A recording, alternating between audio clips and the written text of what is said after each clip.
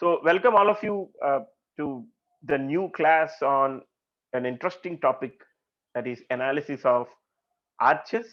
It's something that is very important, unique, and different to something that we have been trying all these days in terms of a beam or a truss.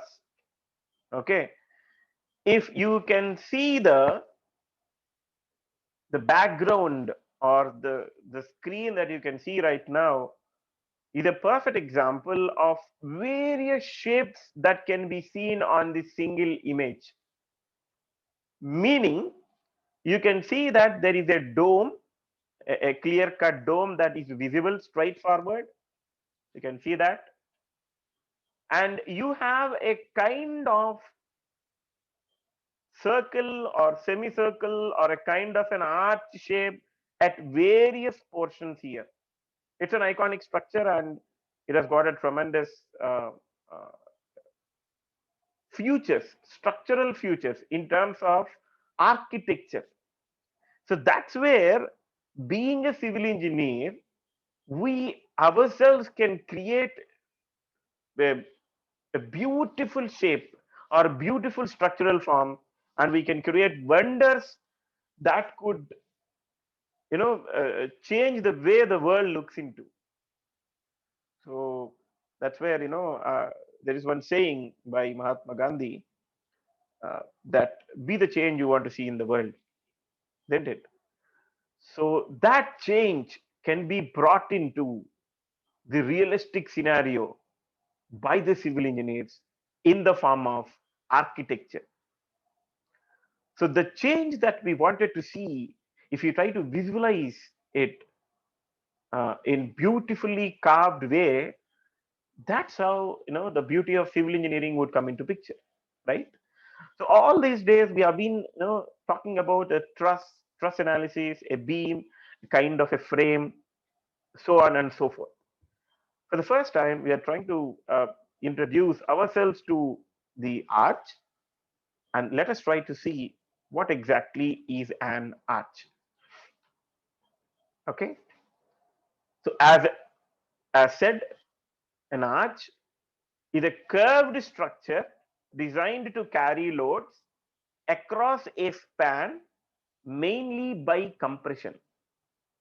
Okay, so there are, if you can see the definition itself, you know curved structure, definitely it has to be curved, and it is to be designed to carry the loads.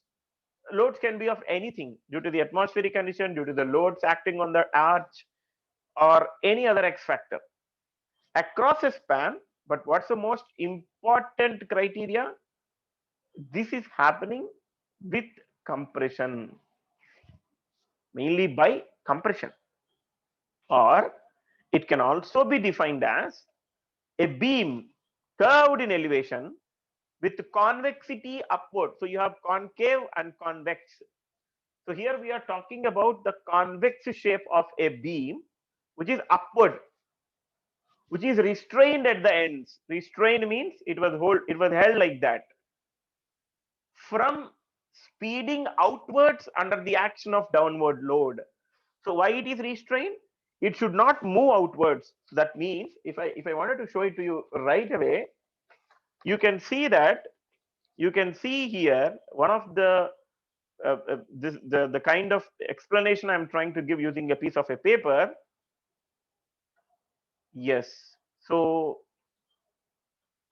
yeah, if you can see this, this is the shape of an arch.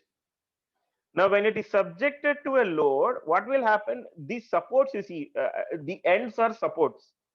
So this support has the tendency to move whenever a load is applied.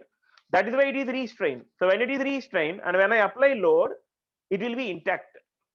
Of course, some sort of movement is definitely allowed, but that is restricted to only a specific part. Okay, whatever is to be allowed, that is restricted to a specific part. So we have to analyze a truss, analyze an arch subjected to various types of loadings, and those loadings we will anyways going to see it in the coming slides. So mostly, what are the important points? Compression, So it's a curved shape part. It's a curved one. It is restrained at ends and it has the convexity upward. So these are some of the important aspects associated with an arch. So you can see, so did someone construct it? These two things at the bottom?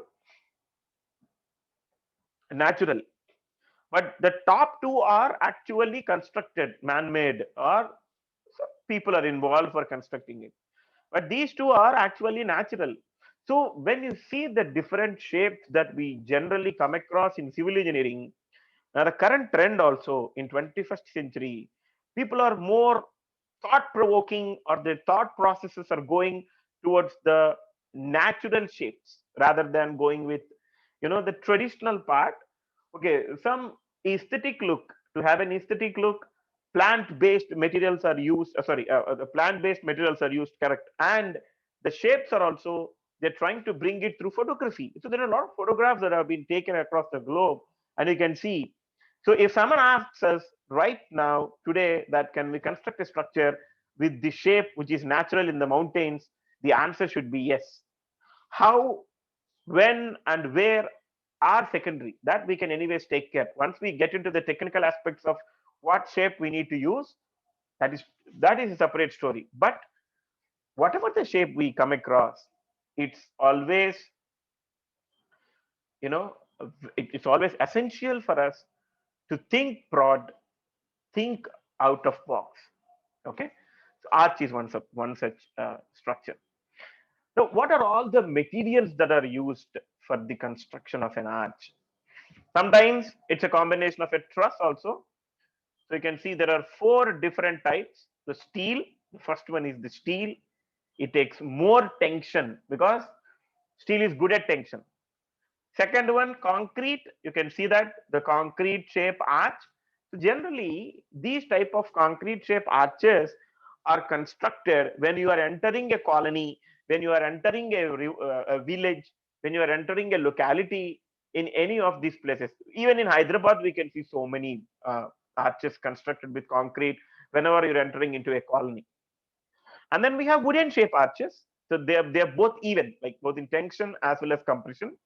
So these are constructed in some of the monumental structures, like historical places, heritage structures, some unique type. So these three types of materials are generally adopted. So anything can be used for construction, but depending upon the behavior, whether it is tension, compression, or balance, one has to take a call on which is preferable depending upon what type of construction we are trying to adopt. Like if you see steel, if you are constructing a bridge, we cannot directly go ahead with a concrete arch.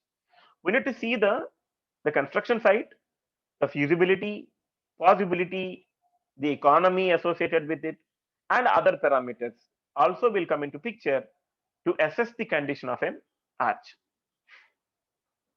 Now, the classification can also be done with respect to shape, isn't it?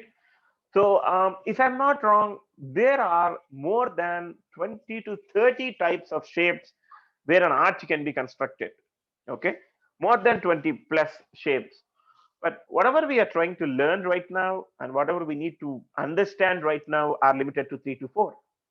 Beyond that, it is the interest of an individual to study a basic shape or the shape which is complex in nature, which we can make an arch and use it for construction. It's the scope of interest of an individual. But right now, for theoretical understanding for the first time, it's better to initiate with 2 to 3 shapes and then proceed ahead with the analysis. The first one is the parabolic shape. Everybody knows what a parabola is. You can see how beautifully it is constructed, supported by two supports at both the ends. It's in Cumberland. The second shape is circular. You can see that circular arch. So one should understand the difference between a circle and a parabola, which is very important. Mathematically, they have got the difference, even in the shape also. Of course, we will also learn how to mathematically formulate the expressions for the analysis of an arch. So second one is circular. So like circular, we also have got semicircular, like semicircular arches also. The third one is elliptic. So these type of arches may it be circular or elliptical.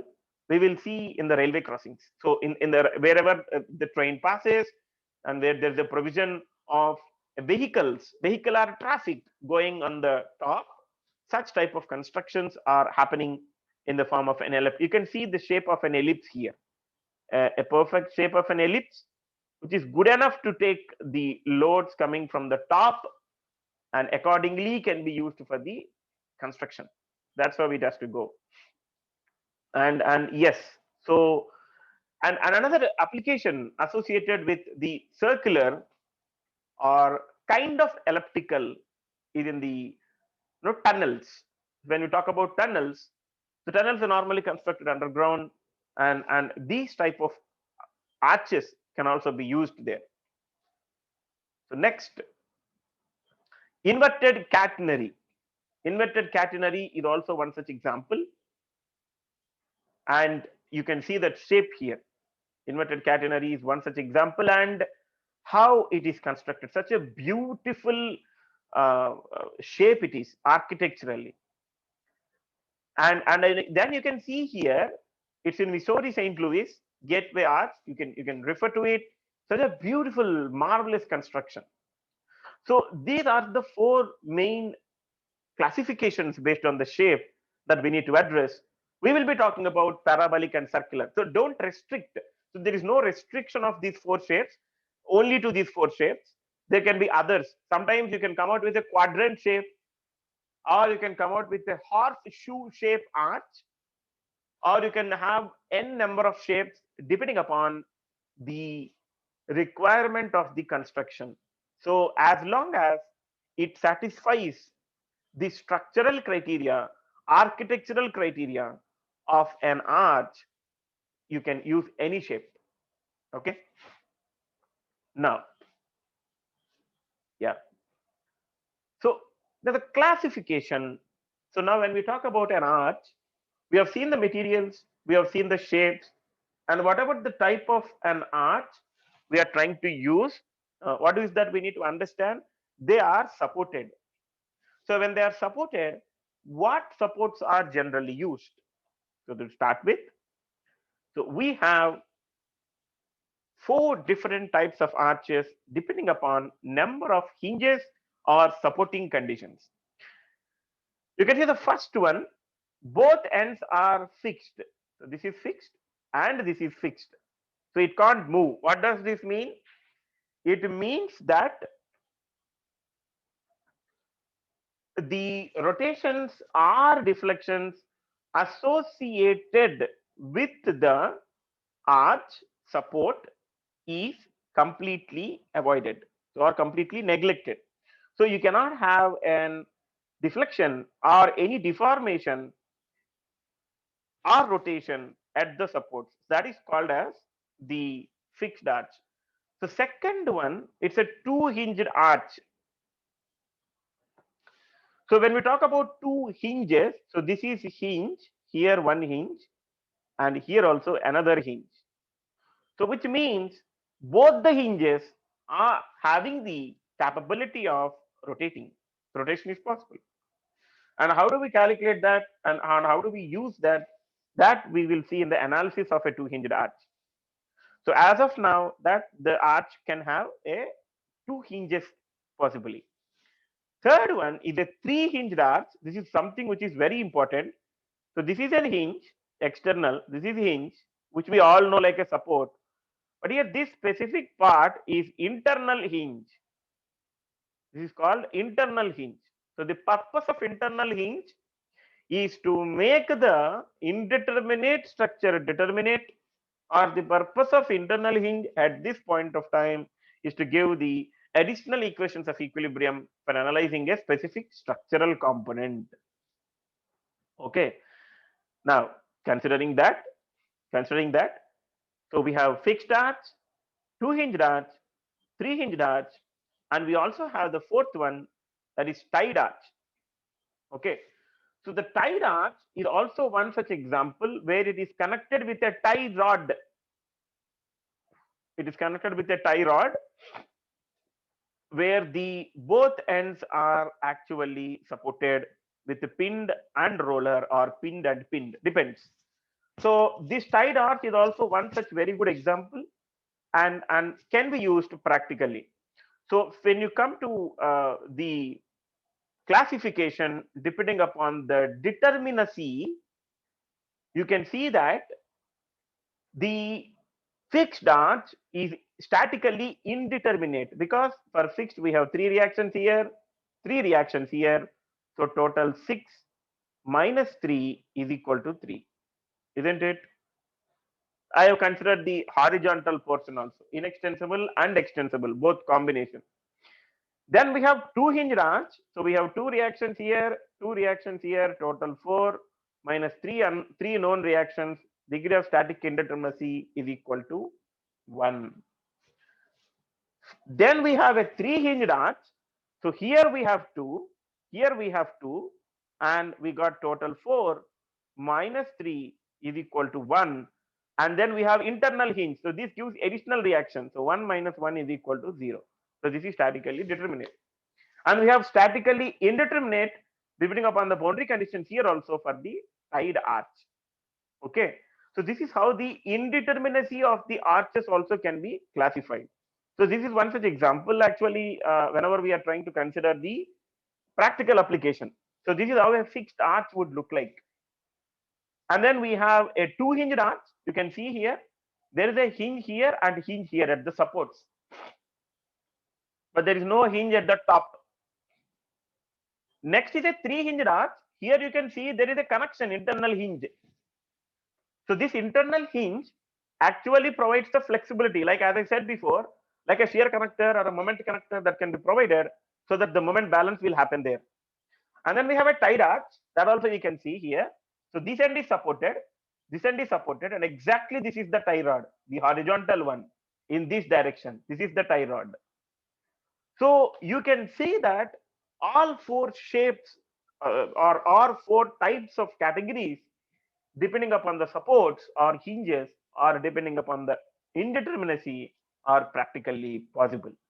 That's a beautiful, that's a beauty of civil engineering. So architecture, overall it's an architecture, isn't it? Next, so some of the longest arch structures in the world, you can see it here. So around, you can see that Teotihuacan Bridge, it's 552 meters, but see the span, 1811 feet. Material is steel. And then we have Lupu Bridge, 550 meters, which is again one of the longest arch shaped structure, longest arch shaped structure. Then we have Botsdeng Bridge. It's a different one altogether. Like you could see, of course, Lupo Bridge is also in steel. CFST. What does this mean? Concrete filled steel tube. Concrete filled steel tube structure. So this is a tubular structure. You have a tube of concrete, sorry, steel. Concrete is filled inside. Of course, it's theoretically speaking, conceptually, one of the beautiful topics. It is beautiful topics. Concrete filled steel tubes, because the behavior is different, understanding is different, analysis also is different. Yeah, and then we have New River Gorge Bridge, almost 1700 feet, constructed with steel. It's a long sustained bridge, 1977, approximately around 44 years, 44, 45 years. And then we have got other famous structures. You can see Quebec Bridge in Canada, 1800 feet. If you can see this, this is actually a truss, isn't it? Initially, it's a part of a truss combined with an arch. What a beautiful construction it is. And then you have KRK Bridge in Yugoslavia in Spain, Yugoslavia, of span 1280 feet. And when we talk about India, we all know that recently China Bridge between Bakal and Kauri in Jammu and Kashmir was constructed of around 1178 square, 1178 feet span. So total length is 1.3 kilometers, 17 spans, See the steel pier, see the steel column here. All of you can see the steel column here. This is 133.7 meter height. And the main arch span, we will talk about only arch, and the arch span is 485 meters. And from riverbed, from bottom riverbed to the top of arch, 359 meters. One of the architectural marvel in India, the longest arch or famous arch structure that is to be considered. Such a beautiful construction it is. The construction methodology also is unique, and it's one of its kind. Got lot of see, see, when you are trying to think about these many marvel structures, it is all possible because of the civil engineers. So many people are working for the construction, and we are talking about 360-meter height, and that too in mountainous regions in Jammu and Kashmir, which has to take wind, snow. It's earthquake-prone region also. So it is one of the typical complex, challenging structure, and the construction process also is challenging. And for us, we have Godavari Bridge in Rajahmundry, of span around 320 feet. One of the iconic structure. Even this also, it's beautifully constructed. If you pass by that, you will really understand the beauty of civil engineering. Godavari Arch Bridge. Now the question comes: all this now till now we have seen what is an arch, what are different shapes, what materials are used, how many hinges are there, how many supports are there, what are the degrees of indeterminacy. But one has to question why an arch should be used. Why should we use arch? What is the purpose of arch compared to a beam? Let us try to see that. Now, a simply supported beam was considered with a point load at center. At the same time, an arch was considered here with a point load at center. Okay, this curve height is y. Now, if we want to calculate the maximum moment at C for simply supported beam with point load at center, PL by 4. Okay. Now, when we try to calculate the moment, you can see here, this is pinned. So this is pinned or hinged. That's what we say. No, let us name it as hinged, because we are saying it as two hinged or three hinged. This is a two hinged. So we have got one vertical reaction at both the supports, horizontal reaction as well, isn't it? Because it is pinned or hinged. Now, how to calculate the moment? P into L by 4, that is the maximum moment due to vertical force, P by 2 into L by 2, minus this horizontal force into height, H into Y. Oh, now we have to understand, okay, when we use arch instead of a beam, what is happening? Moment is reducing. When we use arch instead of a beam, the moment reduces. How much? By an amount of horizontal force into vertical distance. As simple as that. That's the beauty of an arch. So moment is reduced by providing arch due to horizontal action. Same is the case with a beam with UDL, WL square by 8. Now, here comes our understanding. So where can we use an arch? An arch can be used when the span or length of a structure is long.